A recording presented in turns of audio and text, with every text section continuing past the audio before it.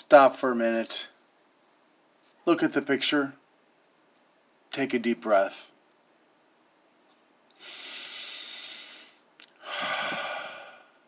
Take another, but try to use 4 seconds to do it. And another.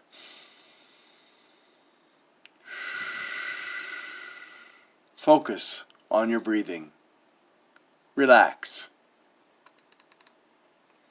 Folks, just because you disagree with someone doesn't mean they're necessarily ignorant, stupid, malicious, psycho, or nasty. Sure, they could be, but they could just as easily be looking at things from a different point of view. Having different points of view, even within one family or just between mates, is incredibly common. It comes from different life experiences, different psychological makeups, different educations, and so much more. Some people are good at looking at the big picture, some aren't, and some get the little picture. We all struggle with weaknesses in our perceptions, incomplete information, lack of experience, our biases, and our emotions. That doesn't mean we can't do better, though. Does disagreeing with someone make another person's point of view wrong? Maybe. You may or may not know all the facts, or you may lack knowledge, experience, and skills that person has, or the other person may be the one who's wrong. More likely, both of you are wrong in part. You may actually end up sharing information that makes each other realize that neither of you has all the facts. But that won't usually happen if you've labeled someone, because you'll automatically dismiss anything that person has to say as irrelevant and wrong. And hey, you may learn something new if you're just willing to consider other points of view. You may not like what you learn, but not liking something doesn't make it false. Remember, it is rare that people go into a debate fully armed with all the facts and debate from a balanced and objective point of view. So it's most likely that everyone involved is partially wrong.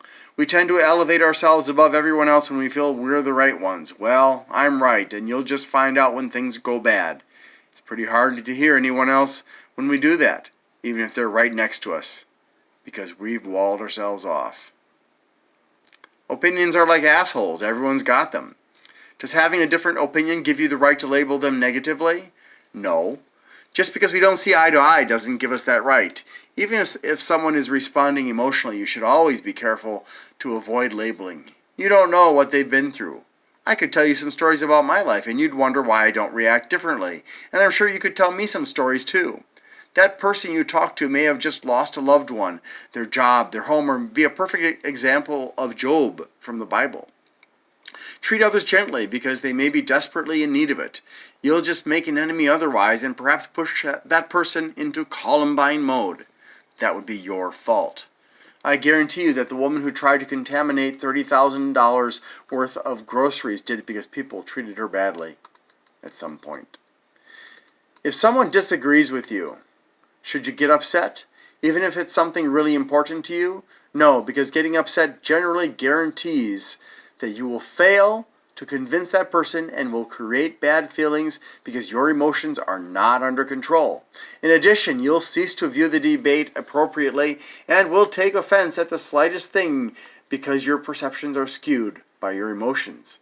You'll also be much harder to have a decent debate with because those emotions will entrench your opinion unless someone is extremely skilled at making you aware.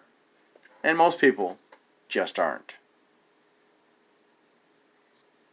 If someone doesn't agree with you, does that mean you have the right to attack them personally? No.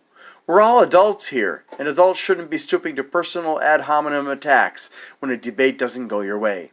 An opinion is an opinion, and that doesn't mean it's right or wrong. Everyone's got them, and many cotton to them as if they were their own flesh, when in reality opinions are disposable. Unfortunately, humans tend to hold on to something they believe, especially if they adopted it in conjunction with strong emotions. Politicians often manipulate public opinion using hope and fear, and logical, fact-based debate rarely tends to sway most people because they close down that avenue in defense of their opinion that was actually planted there by someone else. As an example, I was in a conversation with a guy on LinkedIn about financial stuff, and we were in agreement. I made a comparison between modern-day financiers and a famous historical family, the Rothschilds, only because they matched up. There was nothing malicious about that choice. They were an excellent example. He immediately labeled me an anti-Semite despite the fact I had said nothing about Jews. He had come to that conclusion because the Rothschilds are Jews, or were at least. No matter how I tried to make him realize that he was wrong, he continued to label and attack me. Our agreement had turned into a disagreement because of his perceptual biases that caused him to see racial and religious slights were there when there were none. I had to stop responding and report his behavior. I was very disappointed because we had otherwise been on the same page. I did notice that he seemed to take an adversarial approach with other people too.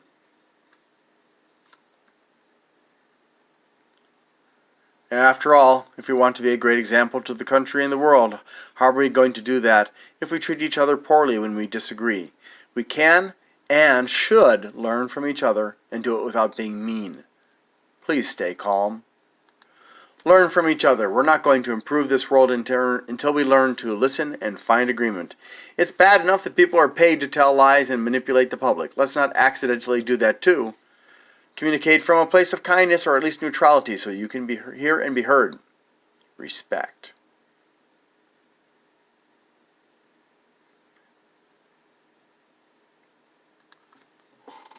Thank you for listening to my reading of my article.